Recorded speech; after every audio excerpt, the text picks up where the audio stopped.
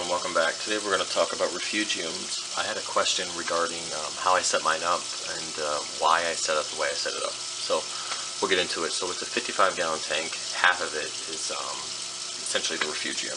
I used an acrylic piece here to basically bring the water level up to where I wanted it to, and then the water just kind of falls over. So I set it up with about 75 pounds of sand. Now this was dead sand. I didn't really feel any need to buy live sand since the rock was already live anyways, and it would build up, it build up the bacteria colony over time. So it's about 3.5 inches of sand. Now I could have went deep sand bed, but unfortunately when we were moving I didn't really have the extra cash to be dropping another 150 bucks on sand. So it is what it is. It seems to be fine. Now I grow two types of macroalgae. I grow caulerpa, and I grow a type of chaeto and a type of caulerpa. Now I used to grow a grape caulerpa. Never really had good luck with it. I like the way it looks, and it seemed to grow fast at one point, and then it just wasn't doing very well. So I got rid of that. Now there's tons of different types of macroalgae out there.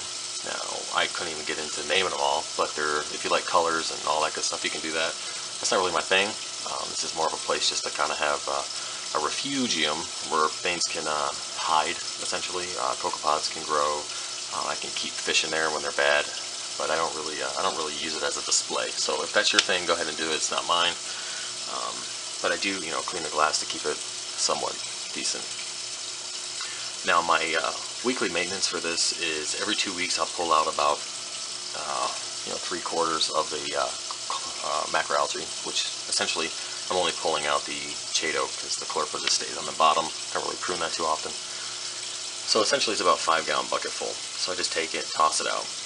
Now what I have noticed is for the first 2 days or so after I pull that much macroalgae, I do have a slight pH swing at night.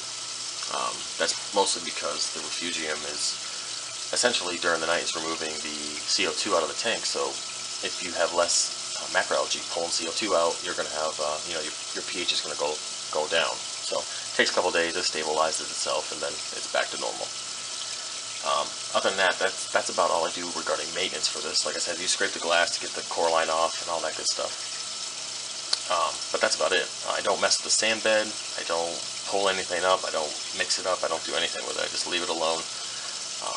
There's definitely a lot of critters in there. I have sand sifting sea stars. There's brittle stars, brittle stars, and there's a lot of those bristle worms in there, which is kind of strange because I don't see any in the main tank. But I'm totally fine with them being in the refugium.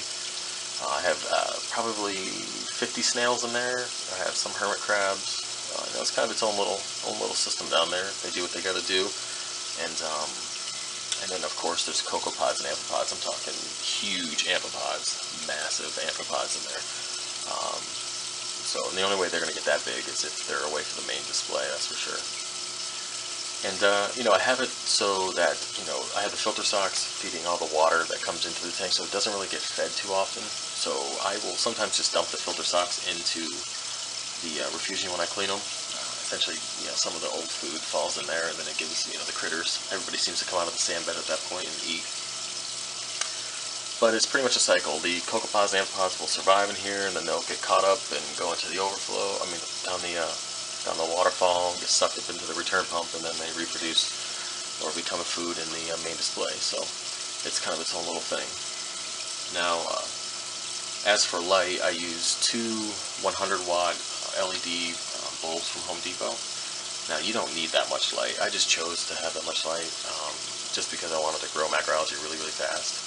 The only downfall is when you're first starting the system, if you blast the macroalgae with a lot of light, you'll end up killing it. It will turn white, and then it will be rotten, and then it's essentially just releasing the nitrates back into the water. So it's pretty nasty. So be aware if you're just starting your refugium, don't blast it with a lot of light. Start off low, maybe like a 75-watt squiggle light from Home Depot, and just run that. You'll get good growth on that either way.